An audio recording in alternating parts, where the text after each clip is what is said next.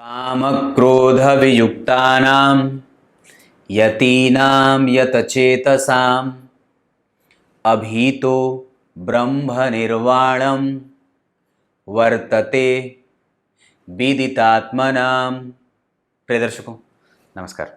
एक बार फिर से उपस्थित हूँ आप सबके सामने रविवार के बाद सोमवार के कार्यक्रम में। बहुत दिन से आप लोग पूछते थे, पंडित जी राहु और केतु के बारे में बता दो, किस राशि में उच्च के होते हैं, किस में मूल त्रिकोणस्थ और किस में पता नहीं क्या।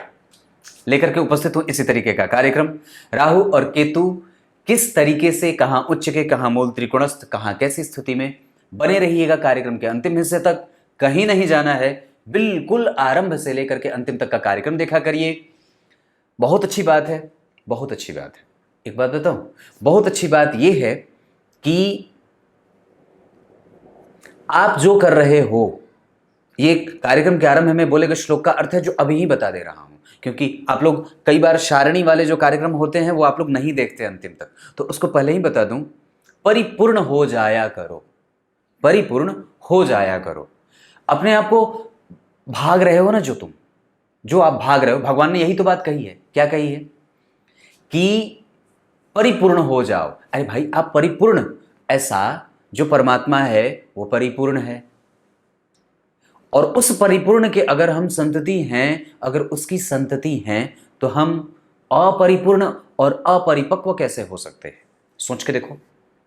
भागना बंद तो सब कुछ आपके पास आ जाएगा, भागना चालू तो सब कुछ आपसे दूर जाने लगेगा।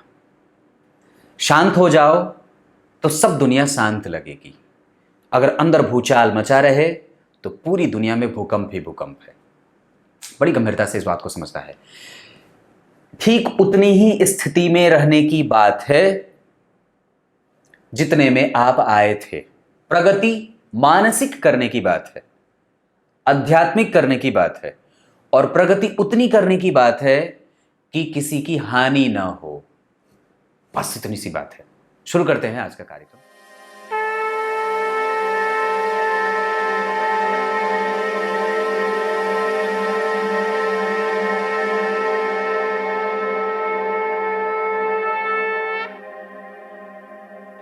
आपको सीधे विषय पे लेके आता हूं। बात सिर्फ इतनी है, पर ये बड़ी गंभीर। और एक बात जो हमेशा ही आप लोगों को कंफ्यूजन में रखती है, राहु कहाँ उच्च के कहाँ नीच के। ये देखिए, ये राहु हैं और ये है केतु। वस्तुतः इनका कोई फिजिकल स्ट्रक्चर और कोई अस्तित्व नहीं होता है। ये कई चीजों पे निर्भर होने के बाद अपना परिणाम देते हैं। जैसे भूमिका बता दूं, राहु घाव है और केतु उसके अंदर बसा दर्द। बस इतनी सी बात है, इसको समझ लो। राहु घाव का आकार और केतु उस घाव के अंदर बसा दर्द। राहु ज्वालामुखी है और केतु भूकंप है। इसको अगर आप उदाहरण स्वरूप समझना चाहते हो, अब इसको आप अपने दिमाग में अपने हिसाब से बिछा लो, पर बड़ी गंभीरता से इस बात को भी समझना है। निकट आओ मेरे, यहां बैठो। उच्च के ग्रह कहां होते हैं? राहु ग्रह जो है उच्च के कब हो? वृषभ राशि में उच्च के होते हैं। केतु वृश्चिक राशि में उच्च के होते हैं। ये कई ग्रंथों से उठा करके लाई गई बात नहीं है, ये वस्तुतः फलादेश और ग्रंथ की ही बात है। लेकिन इसको समझने में बड़ी आसानी से, सरलता से अगर समझा दूं तो ये मूल त्रिकोणस्थ कहां? तो मिथुन और कन्या। मिथुन में राहु मूल त्रिकोणस्थ होते हैं और कन्या राशि में मूल त्रिकोणस्थ केतु होते हैं। स्वराशि उनकी कौन सी है? तो कुंभ राशि जो राहु की होती है, वो उनकी, जो शनि की राशि होती है मूल त्रिकोण, वो राहु की अपनी राशि मानता है। मूल त्रिकोण किसको मानते हैं? मिथुन को। और स्वराशि किसको? कुंभ को। यही स्थिति केतु की वृश्चिक के साथ है। वृश्चिक राशि में केतु स्वराशि के हो जाते हैं। यहां वृश्चिक राशि में उच्च के थे और यहां वृश्चिक राशि में स्वराशि के भी हैं। यही स्थिति नीच राशि में देखिए, तो राहु वृश्चिक राशि में 8 नंबर की राशि में अगर बैठे हों तो नीच के हो जाते हैं, और केतु वृषभ राशि में नीच के हो जाते हैं। उलट जाती है बातें। नीच राशि वृश्चिक, केतु की नीच राशि वृषभ राशि। मित्र की राशि कौन है? तुला में राहु मित्रता का भाव निभाते हैं और मकर में केतु मित्रता का भाव निभाते हैं। बात समझ में तो आ रही होगी। अब आगे बढ़ता हूं। मित्र के बाद तटस्थ कहाँ होते, जहां वो जाकर के बिल्कुल ना तो अच्छा होते हैं ना तो बुरा। वो फिर उसके फल कैसे निर्भर करेंगे वो बताऊंगा। तो तटस्थ होते हैं मेष राशि में, धनु राशि में और मीन राशि में। केतु भी तटस्थ मेष राशि में, धनु राशि में और मीन राशि में। ये तटस्थ हो जाते हैं, मतलब ना तो अच्छा और ना तो बुरा, या तो अच्छा या तो बुरा, या तो अच्छा भी और या तो बुरा भी, ये दोनों। और शत्रुग्रही सिंह और कर्क। सिंह राशि में राहु शत्रु के घर में अपने आप को मान लेते हैं, और कर्क में केतु अगर बैठे हों तो खुद को शत्रु के घर में बैठा हुआ मान लेते हैं। तर्क की बात यहां नहीं करूं तो अच्छी बात है, क्योंकि ज्ञान देना और मुद्दे की बात करना दोनों में बड़ा अंतर होता है। आपको कई ऐसे YouTube पे कार्यक्रम मिल जाएंगे जहां सिर्फ अपने ज्ञान को पकाया जाता है और उड़ेला जाता है। मैं वो नहीं हूं और ना ही करना चाहता हूं। ये आपके काम की बात थी, दिमाग में बिछा लो। अब बात कुछ और जो महत्वपूर्ण है इसको, कि ये आवश्यक नहीं है कि यही कार्यक्रम में खाली यही लेकर के उपस्थित हो, ऐसा नहीं है। उसके और भी कई परिणाम हैं जो राहु केतु जिस पे डिपेंडेंसी उनकी बढ़ती है। जैसे वो जिस राशि में बैठे हैं उस राशि के अधिपति की स्थिति कुंडली में कैसी है, ये पहली बात। वो जिस नक्षत्र में बैठे हैं उस नक्षत्र का अधिपति कुंडली में कहां का अधिपति होता है और कहां बैठा है, ये दूसरी बात। तीसरी स्थिति की राहु इन राशियों में और केतु इन राशियों में अगर बैठे हों तो ये परिणाम वैसे देते हैं, ये तीसरी बात है। चौथी बात, राहु किस ग्रह के साथ बैठे हैं।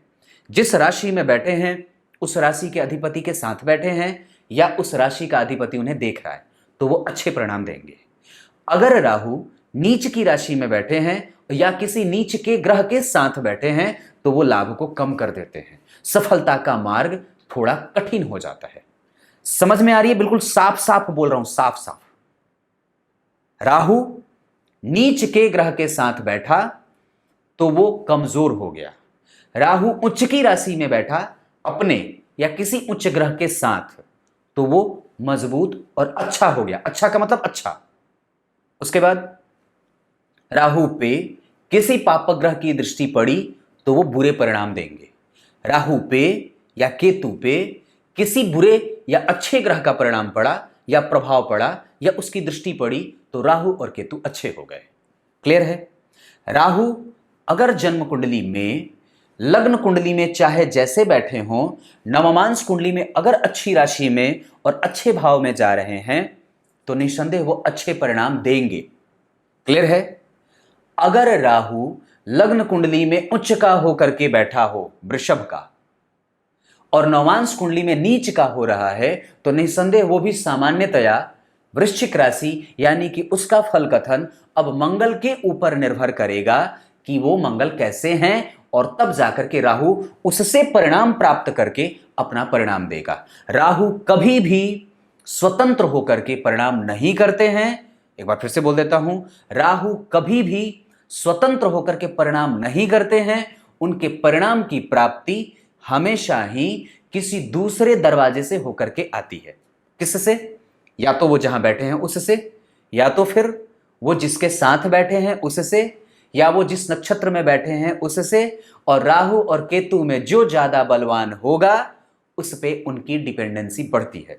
अगर राहु बलवान हो रहा है और केतु कमजोर तो निसंदेह केतु की दशा कमजोर जाएगी और वो राहु को भी प्रभावित करेगी। अगर राहु उच्च के हैं और केतु नीच के हैं तो निसंदेह उनका परिणाम केतु से प्रभावित होकर के भी आएगा। लेकिन अपना परिणाम, चूंकि अब ये क्यों परेशान करते हैं, क्योंकि अधिकतर कुंडलियां जो आप देखो उसमें राहु की दशा में व्यक्ति परेशान होता है। ग्रह का बेसिक नेचर कभी ग्रह छोड़ता नहीं है, और वो उसकी छोटी सी भी बेसिक नेचर जो कमजोरी वाली हो जाती है तो वो आपको परेशान करने के लिए काफी है। काफी है या और भी बताओ? पर आप नहीं, ये इतना ही दिमाग में रख लो। इसको क्लियर कर लेने से आप राहु के बारे में स्पष्ट फल समझ पाओगे, जिसमें नक्षत्र, उसकी राशि, उस पे पड़ रही ग्रहों की दृष्टि, वो कहां बैठा है, वो कहां देख रहा है और कैसे प्रभाव से प्रभावित है, किसी अच्छे से या किसी बुरे से। अगर वो अच्छा है तो अच्छा रहेगा, अगर बुरा है तो भयंकर बुरा है। अब कार्यक्रम के आरंभ में मैं बोले गए श्लोक का अर्थ तो बताऊंगा नहीं, क्योंकि पहले ही बता रखा है कि परिपूर्ण हो जाओ। आप परिपूर्ण ही हो, तो उसमें देर नहीं होनी चाहिए। तब तक के लिए बहुत बहुत नमस्कार।